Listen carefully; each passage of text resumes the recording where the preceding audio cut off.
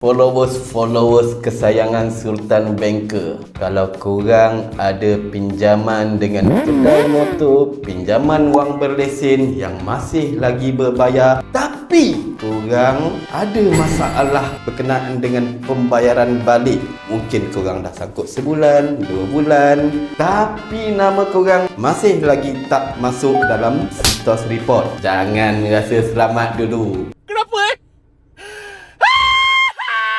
Syarikat-syarikat ni bila-bila masa je akan masuk nama korang dalam trade reference dan benda ni akan jejas korang punya status report. Kalau kata korang ada masalah macam tu, cuba selesaikan dengan kadar segera ataupun cuba berbincang balik dengan syarikat-syarikat tersebut untuk pembayaran bulanan korang dan juga untuk mengelakkan nama korang didaftarkan dalam status report. Pinjam macam bos, bayar macam pro, hidup macam sultan.